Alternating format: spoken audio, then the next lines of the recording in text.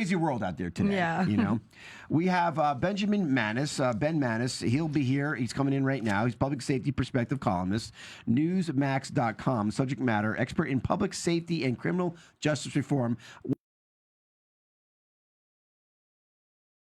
Call from New York. You got a Philadelphia. Where are you? I am a mutt for all cities that are plagued with crime. So I grew up. I grew up actually between New York and Los Angeles. My parents were divorced when I was young, and I had frequent flying miles by the time I was like 4. Wow. Oh. And I ended up doing a decade in Washington D.C. last year, Southeast, which is not a great neighborhood there. And then for the last 11 years, I've been up here in Philadelphia. So, if you got a problem, I got a real estate. I like that. And I like your accent because it doesn't sound California at all. It sounds totally New York. Yeah, dominant. Well, I don't really have an accent.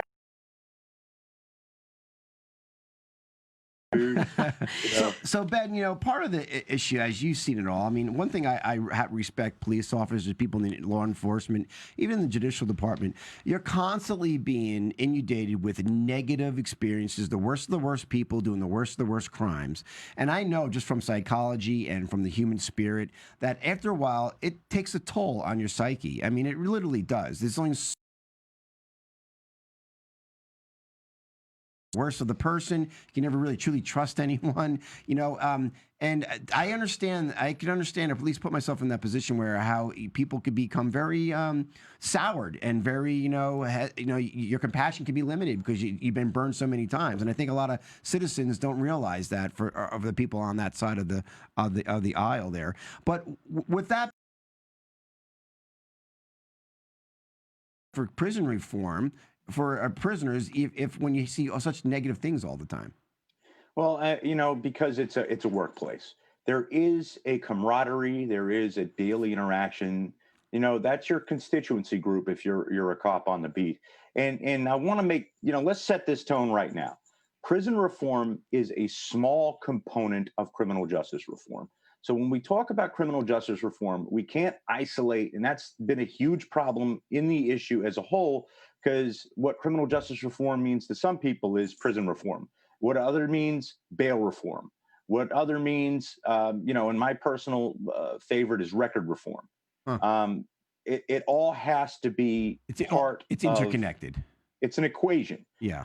You can't have one thing without the other. So, to touch on your last segment, let's look at places like Scandinavian countries. Norway's a great example. My friend David is the general counsel for the American Conservative Union, the guys who put on CPAC, and he's been doing a lot for criminal justice reform. And one thing you have to understand is the Scandinavian prison system teaches you how to be a citizen. It's not just a place to throw you in with other criminals so that you become a better criminal. Right. You learn how to survive, and you deal with horrifying into the same neighborhood where you were apprehended from, which, in a lot of cases is a condition of bail release, which is just, ludicrous because let's say you're a drug offender. You're getting put back on the street corner. The chance of relapse is going to be really hard. So the idea of prison should be correctional. Yes. Right? It should be that we're going to give you skills that for whatever reason, mommy and daddy didn't give you growing up. And at which point, when you leave, you're going to leave a better, more prepared. But on the flip side of that coin, take into consideration that they don't have criminal records in Norway. So once you've lost your freedom and done your time, you're now given that clean slate walking out of that jail. Wow. So you can still vote. You can still you can do everything you normally could as a citizen prior. Do that. Very few. But I mean, keep in mind, Norway can't, and this has been a big problem we've seen with like COVID-19 and healthcare reform too, is people love to compare America with those Scandinavian, socialist countries. Right. And when you say socialist, it's really easy to be socialist in Norway because they are oil rich. Right. So they have the money to give to everyone, and because it's painfully cold, It's like Minnesota there all year round. They have the opportunity to, spread it around a very small population. So it's really easy to kind of beta test these things on the world, but it cannot be duplicated here. In the Well, same way that a lot of the law enforcement advances that were made in New York under Giuliani in the 90s, places like Atlanta, where you are right now, used Comstat and other things to try to duplicate those efforts, and they failed. And why did they fail? Because Atlanta doesn't have 38,000 police officers. So it's easy to throw bodies at a problem in New York and create, a higher level of proactive police presence than you can do in Atlanta, where they're just shuffling, robbing Peter to pay Paul and shuffling officers from area to area. Department to some degree. And do you believe that was necessary, or do you think that's more misunderstanding? Yeah, when you talk about police reform, which is the, now getting unfortunately lumped into criminal justice reform, Right. Keep in mind, just because you see an officer in riot gear wearing militarized, it means two things have happened. And if you look at my last column, I know we're talking about criminal justice reform now, but my last column is about, that exact problem. Over the years, mayors, for example, have been instituting policies on law enforcement officers. Those policies are not they're definitely not coming from a place of expertise. They're coming from the vibe of the community. So if you go back to when I was growing up in New York, when it was still New York, Yeah. Right. Yeah, I mean, it's not rental bikes and hipsters and Yeah. vegan restaurants. We're talking taxi driving. Yeah. And by the way, That's it was 70s. fun. Yeah. Yeah. That was the real New York. Yeah. But the cop on the beat was a larger than life person. And this is a guy who usually had like a Fu Manchu mustache and a swivel holster with a 38 in it and a straight hickory stick in a loop. And this is a person who knew everyone on his footbeat. He was the original community policing officer. Yes. And what is happening now, you have to understand what comes with that. What comes with minor. My best example is a guy I grew up with. He's a fraternity brother of mine now. Richie. Richie is retiring. He's a sergeant on the NYPD and a Marine vet. When he was a kid, he wrote graffiti on the subway when you could still do that. And this is a guy with a whole breakdancing culture, all that stuff. He got caught by transit police one. He said, "I want to go home," and that cop smacked the basically the dignity out of him. Took him home to his mommy, Puerto Rican household, and she smacked the dignity out of him in front of that cop. Right. But he and learned. This was New York in the 80s. Yes. And you have to understand policy. Richie never had a criminal record. Right. And was able to turn himself around. He learned his lesson. And he's been contributing to society ever since. He's a model citizen who saves other citizens. I mean, that's his whole career, right? So, you have to wonder, now that you've taken that discretion away and the cop can't have that larger than life figure, two things have happened. And one, size the situation up, yeah. I mean, if that cop is not respected to hold that beat anymore, what happens now is, he's going to have to make mandatory arrests. And you saw this throughout the 90s with the advent of civilian complaint review boards. Because if you put your hands on a suspect, or you had to, basically talk rough to a suspect, you now had to put cuffs on that suspect to justify that use of force. Right. So now you have mass incarceration, because all these people who used to get off with a smack in the mouth are running around with criminal records. Right? They're in the system. So that's problem A. Problem B is when you take that respect, that fear of the criminal justice system away from that officer, as rough or as illicit as it may seem, you know what? That cop is now, you're emboldening the population that cop has to interact with.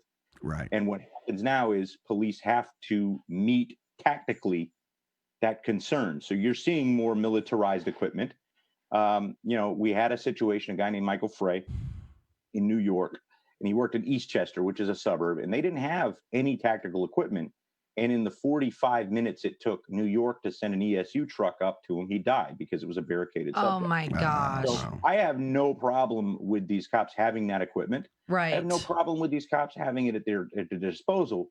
But understand, it's a chicken and the egg situation. The Right. same thing with mass incarceration. The same thing with brutality. You can't, address one thing without asking yourself what brought them into that community in the first place. Right.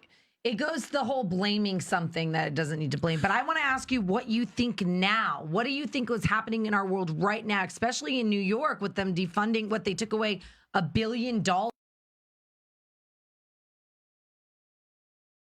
A lot of it is politically motivated and a lot of it's corruption. We can't just ignore the fact that, and look, I'm in Philadelphia right now. Philadelphia took $33 million out of the police budget this week. LA is doing something similar as we speak. If you don't think Atlanta is going to do something after this ludicrous shooting, because he's going to get acquitted and you're going to see another riot.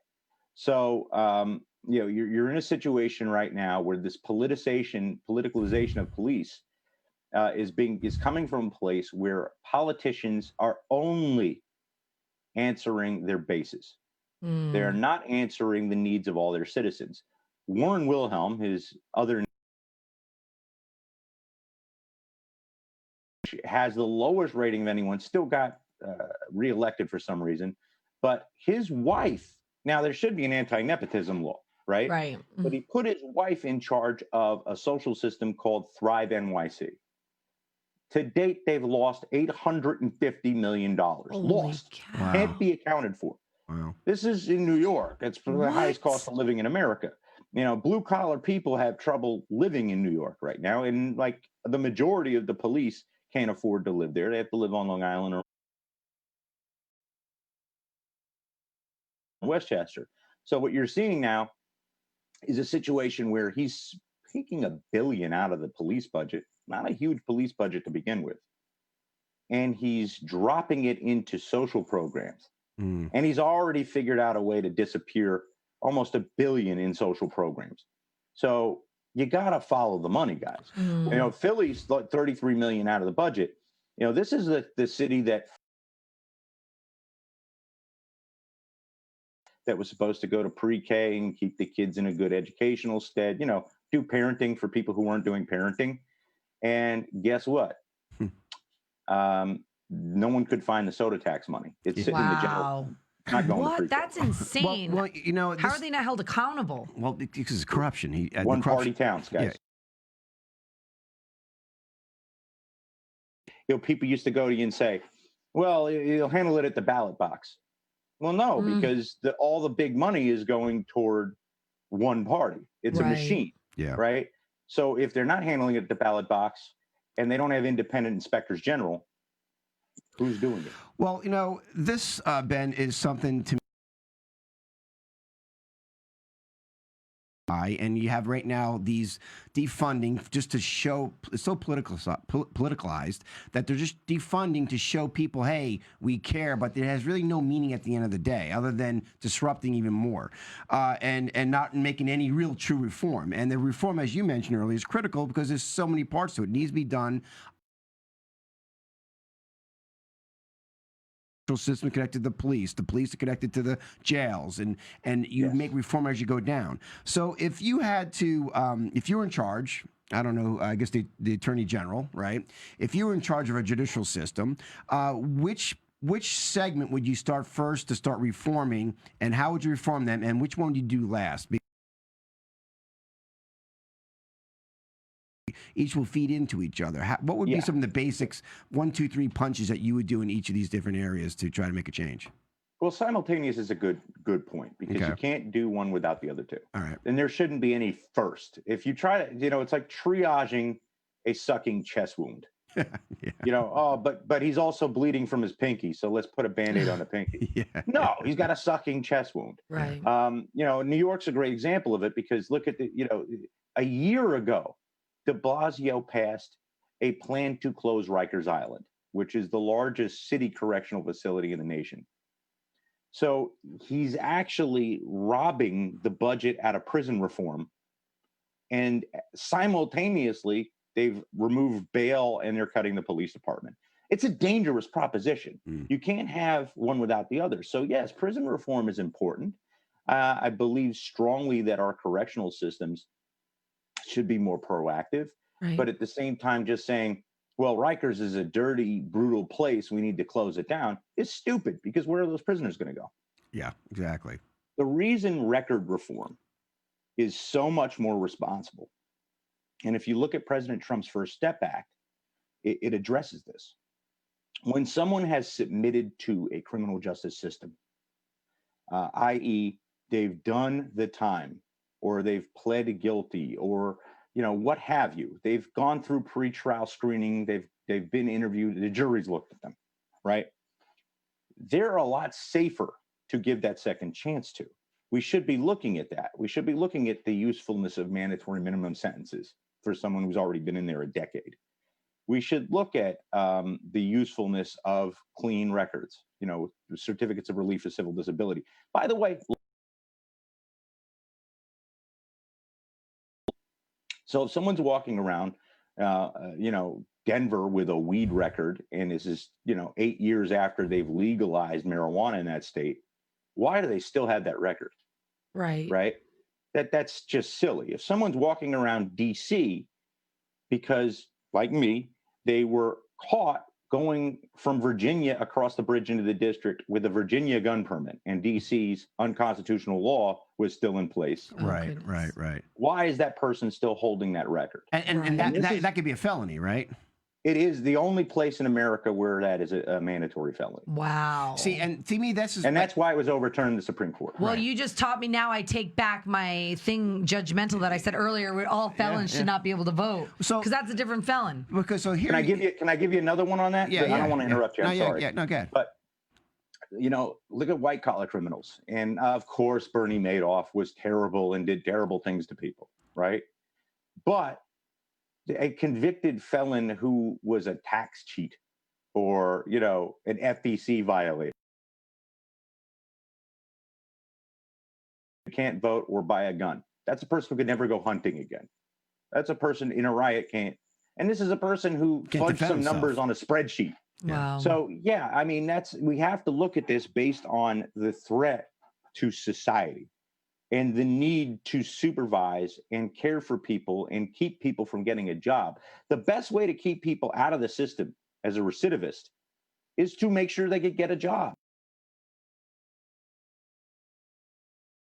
right. So if we're not doing those two things, let's not have the conversation. Why are we not doing them? Why are we not stepping up? Why don't we know by now that we need to do that? Probably because when they go to jail, if they weren't criminals, they become criminals because the system's so messed up in jail as well. And so here it is, they're coming out, and they probably could have got a job if they didn't have a felony already, or if they was a clean record. They problem too, isn't it? Yeah, I mean, part of it's an allocation in funds. The educational systems in jail have mainly been altruistic. It's been nonprofit based. If you want, you could take this, course, but it's an option. Right. You have to go make your license plates or do your dishes or do the laundry.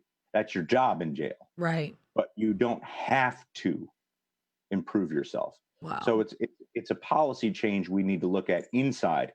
But at the same time, the people driving policies right now are dangerous and irresponsible.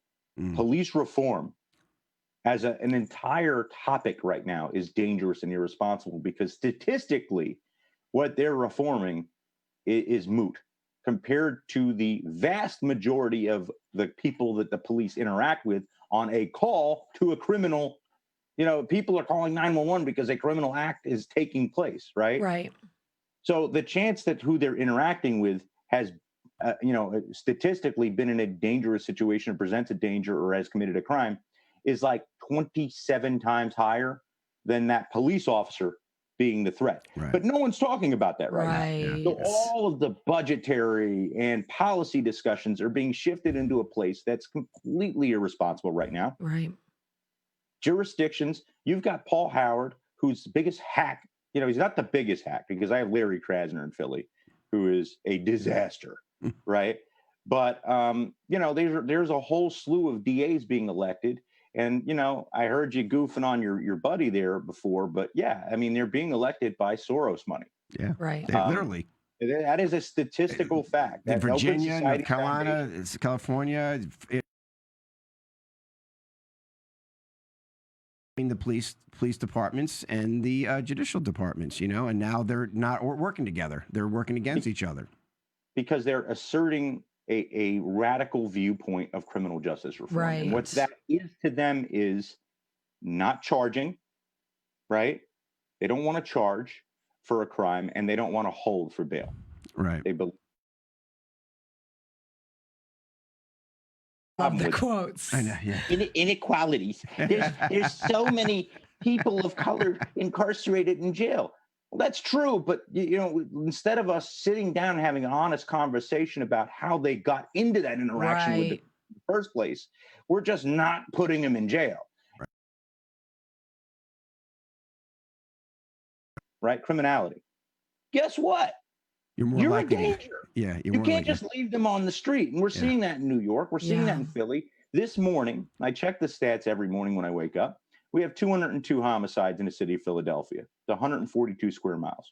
Wow. What was it prior? What was it prior 3 months? 28%. Okay. Wow. On last year. That's a lot. Jeez. Yeah, I think we had 164 this time. That's last why year. I don't understand there's so many people on board with what's going on. It blows my mind. I don't understand how this is still happening. Because they're not educated. It's confirmation bias. If you're only listening to one side of the argument, you're convinced that's the problem.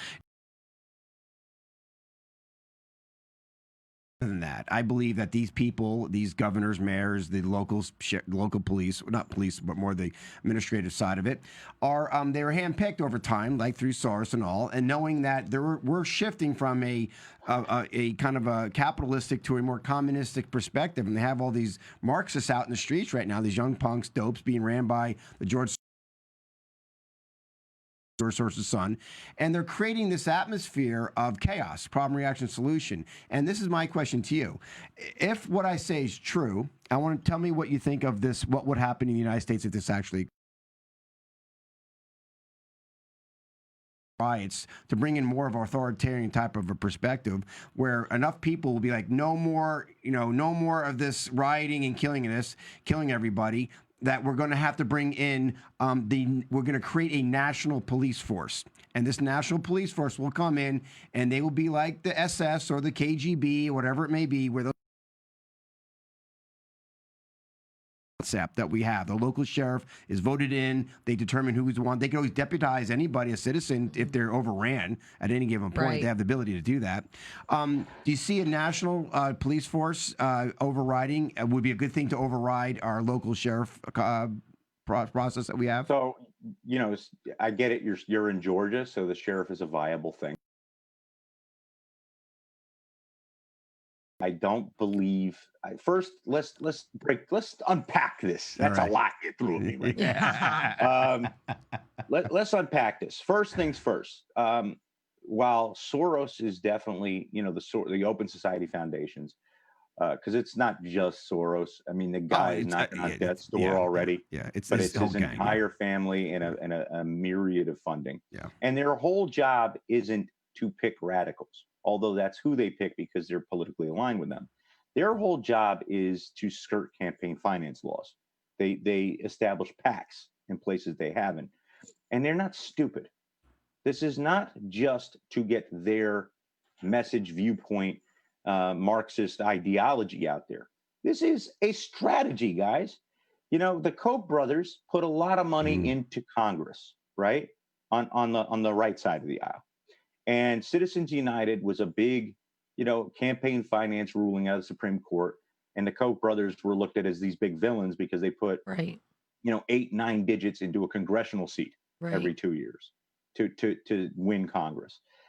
Soros is smart. I'll say that because what he's figured out is he's seeding the next generation of politicians. So if Philadelphia is America's, at the time was the fifth largest city, now it's the sixth largest city. But when Larry Krasner, who on paper is the worst candidate in the history of candidates, and the guy sued the police 75 times, and now he's the city's chief law enforcement officer. Right? Wow. So,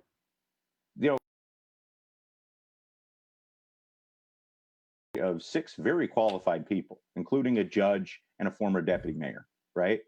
And he was able to do that because Soros gave him $1.3 million. So 8-9 digits, $100 million for a congressional seat versus $1.3 million for a DA. But why would he want a DA? Because who in your area, and let's look at Atlanta for that matter, besides the mayor and the DA gets more press? So you're putting people in who have instant name recognition in the next 4 years. Right. They can run for any legislative seat they want.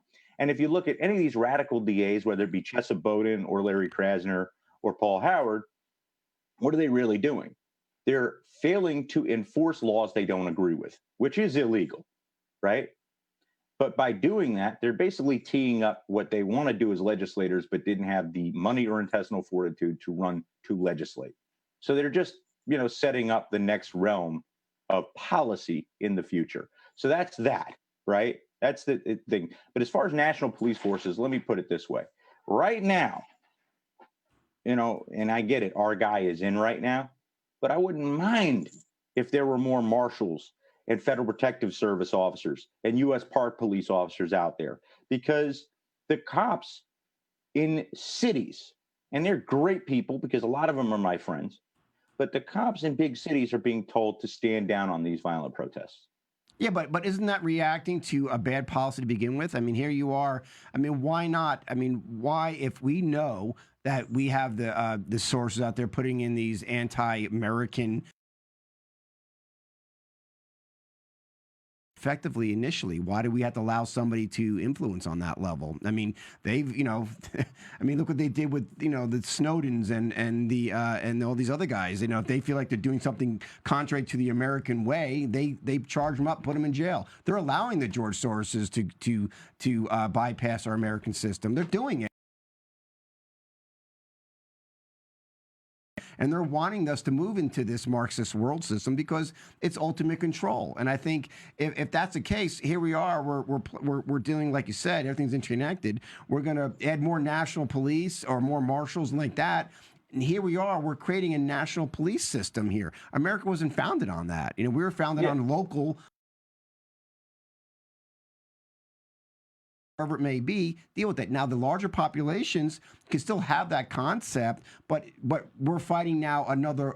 We're trying to put our fingers in the dam to stop the water coming from, rather than just fixing the dam, or stopping the water pressure.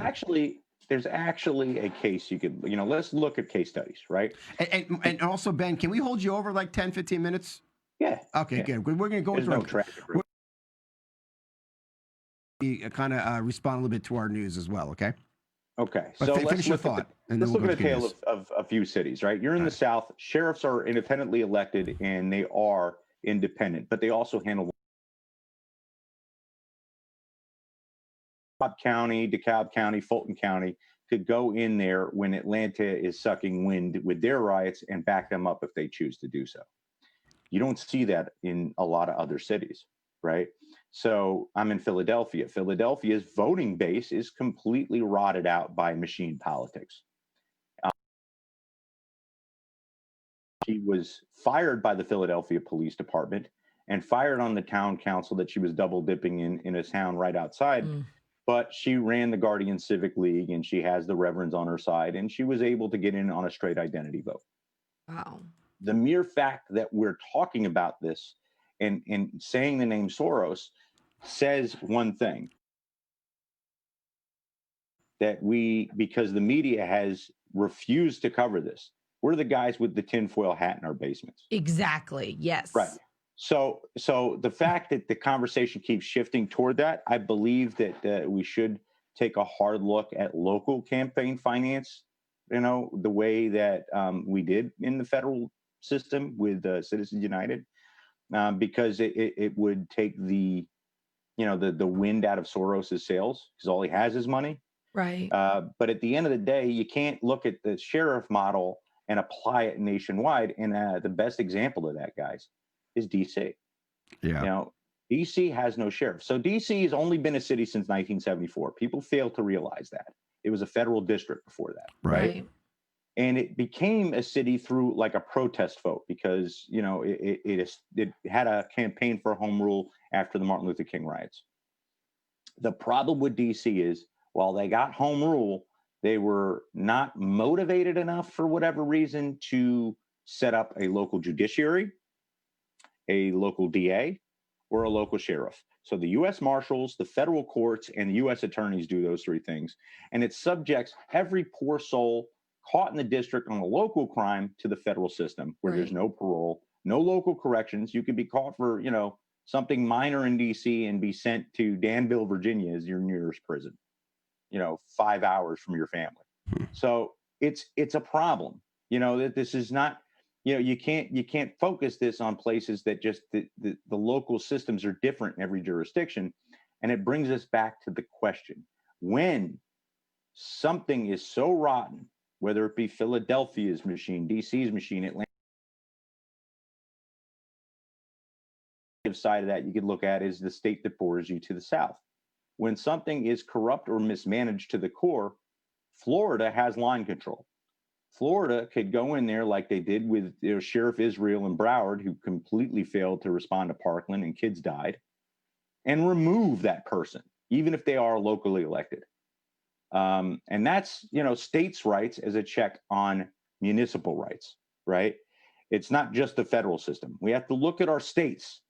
States matter. It sounds. And we don't have that in Pennsylvania, by the way. Ben, we're going to go to good news, but just to your point, it sounds like we need to bring more authority back to the states, and because to me, I think we lost a lot of that over the years. I mean, all of a sudden, every year, even last 4 years, it's been the federal government. We could pass this, we pass that, and all of a sudden now, last 3 months, it's up to the states, and the states have already been compromised and corrupt, and so now there's this agenda moving forward. But the police reform piece, I agree, is much more complicated, and almost like we had to blow it up and restart all over again.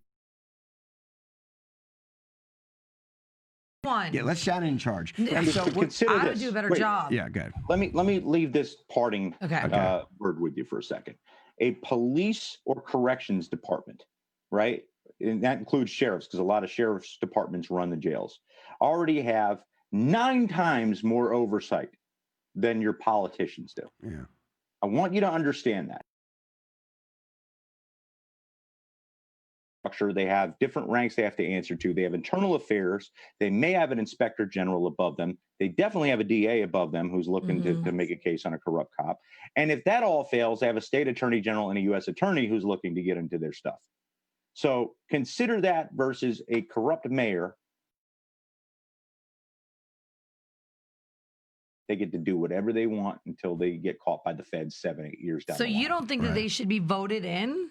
Well, you have to have. That's another broken down system. I mean, it's all so interconnected. I think that when you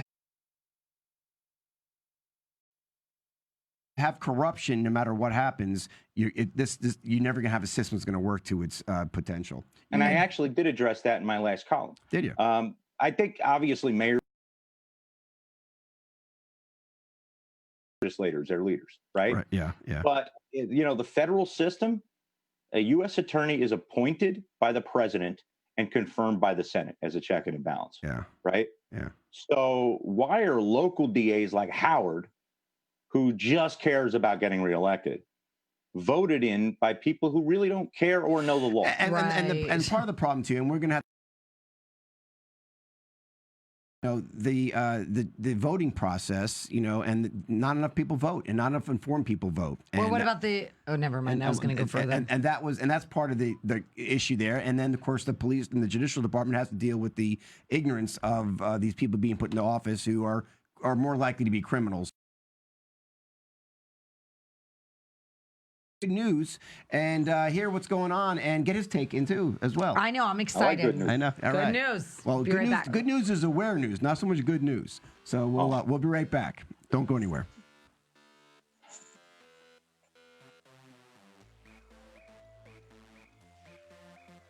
we being manipulated? Is the media really telling us the truth? Can we trust the food we eat? What's actually in our medicines? Find all your answers with me, Tia Severino, on my show, The People's Truth. As an advocate for truth, health freedom, and spiritual growth, I will be digging deep into the heart of the matter, from personal freedoms, current events, and much more. My guests and I will get you thinking in ways you've never thought before through our insights and thought-provoking discussions. Tune in every other Friday at 4 p.m. Eastern on UI Media Network.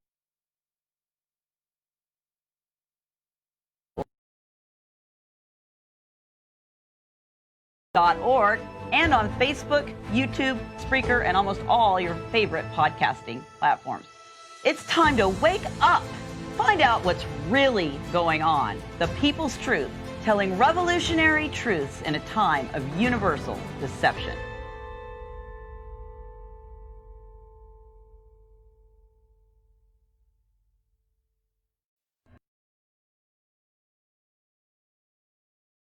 It's time to dive into local and national news topics that are guaranteed to put a positive spin on your day. Join us as we discuss impactful headlines and local events designed to enrich your life.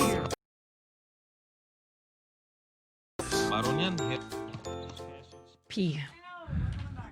All right. All right. Welcome back to Awaken Land. I'm Tim Ray, coasting with the jailbird Shannon McVeigh, and One and only. one and only. And also we have Ben, who's staying over with us right now, and I think it's going to be interesting to see because he is Ben Manis, and he's been talking about different take. All right. But speaking of George Soros, Yes. Soros funded. We always talk about Soros. Yeah, well, you know, the guy's an evil guy. Although he's betrayed to be such a What great does he have on it philanthropist. though? Because he's like almost dead. So you think Doesn't he's- matter. King's son, right? Okay. Soros funded funded prosecutor goes after a St. Louis man for defending his home. Is that the one? Is that the one you have the video on, Ashley? Oh, Okay. She's a disaster. Yeah. Play that video. Check out, Play yeah. that video, and let's see what the McCloskeys, both attorneys, guarded their lives and their homes, and see what they had to say. The video. Play the video. Right now.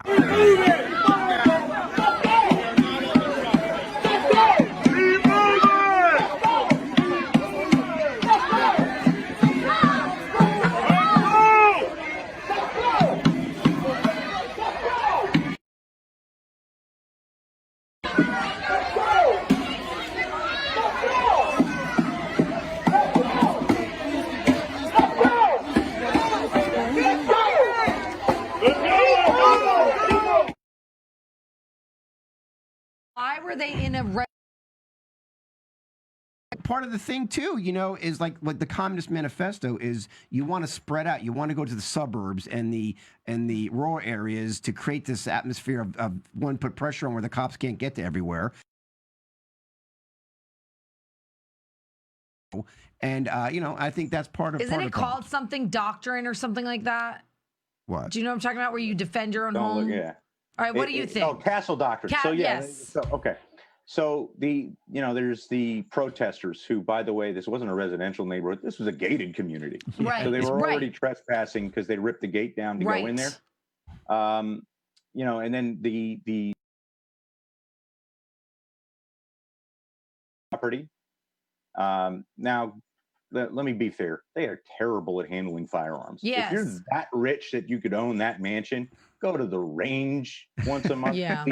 God, get some training. But that said, they're going to be 100% within their rights because Yes. they were basically creating a deterrent. How afraid they were. We're seeing all the time by protesters, people are getting killed. We're seeing this all the time in the news. So, and then they're in their neighborhood. Of course, you do the same thing. They were just eating dinner outside, and people are turning it, especially CNN and all the, I don't want to say sheep, but I'm going to freaking say it. The people that don't want to question anything and that they should go to jail for this and that these were peaceful protesters. It's like, what in your right mind? I'll give you a homework assignment. Okay. Take a look at McCloskey's law practice. All right. Tell me if he's racist. Okay. Well, Yeah. that's just part of the problems. And another thing here, too, I mean, you have, and I want to know what the legality is here, too, because Black Lives Matter to block the car. Kim Reynolds, the Republican governor of Iowa, gave a press conference on a private property. When her car was leaving, her driver hit a Black Lives Matter organizer, and as he stood in front of the vehicle trying to block it. Cavill said he was not hurt. Black Lives Matter protesters demanded that the governor immediately sign an executive order restoring voting rights to those with felony convictions. Said she was sign up. She said she will sign the order, but not immediately. So, what's your take on that, Ben? Well, I mean, you can't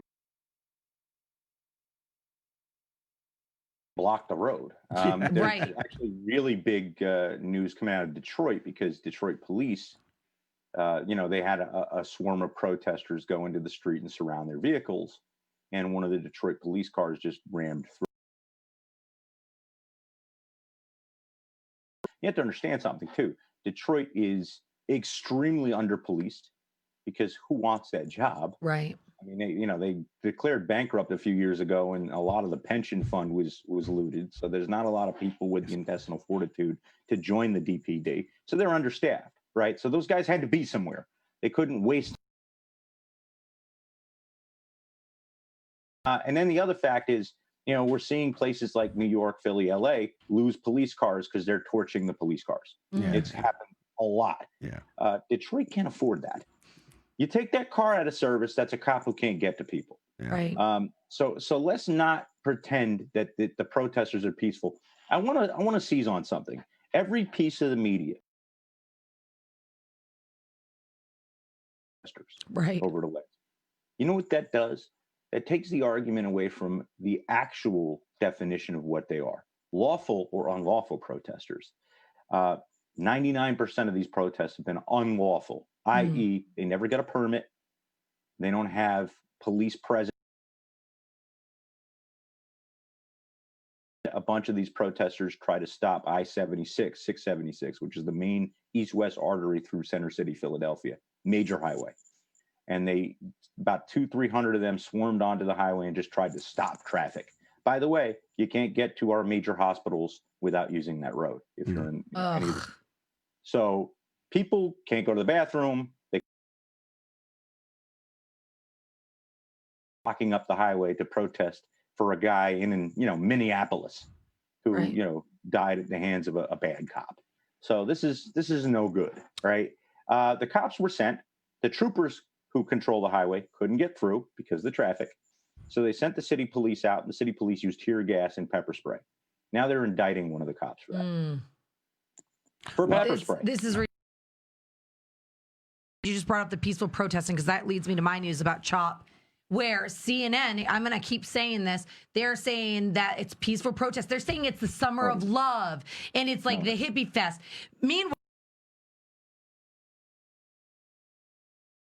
and they broke down CHOP finally, and people don't want to leave.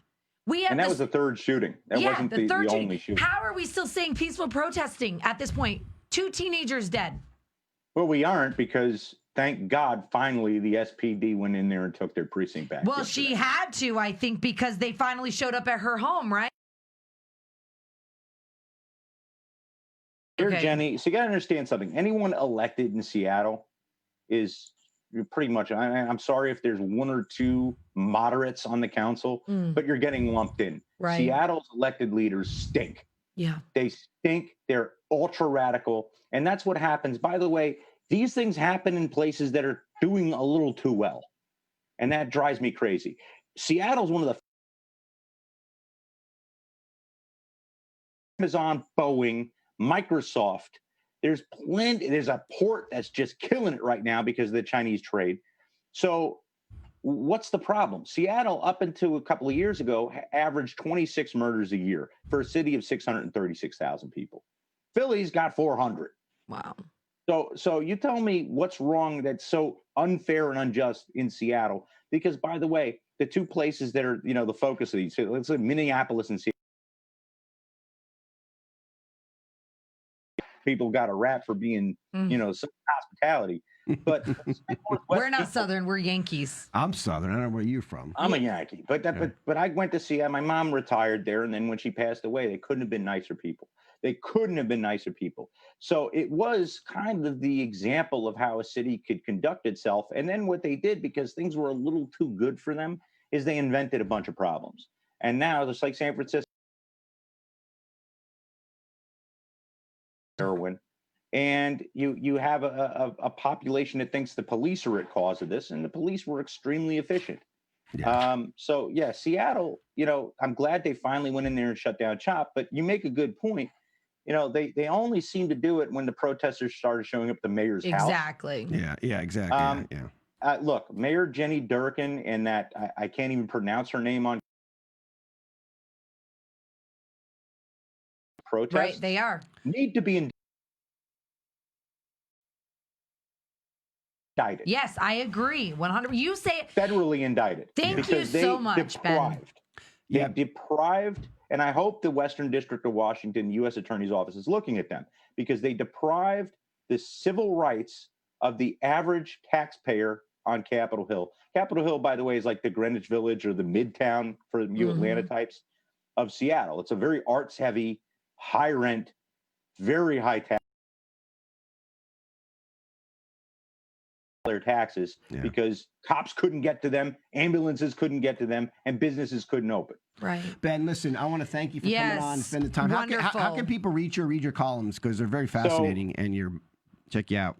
Yeah, I'm sure you got a Chiron going. My name is A. Benjamin Manis, Mannes. My column on Newsmax.com is Public Safety Perspectives, or just follow me on Twitter, because I post all that. Also write that I like. I try to share their stuff. It's at Public Safety SME, all one word, SME, subject matter expert. So at Public Safety SME at Twitter. Give me a follow. I'm sharing pretty moderate. We need you to share. Absolutely. Especially now. Absolutely. Well, Ben, thank you so much for staying over and getting your information out. It's critical to know now these days.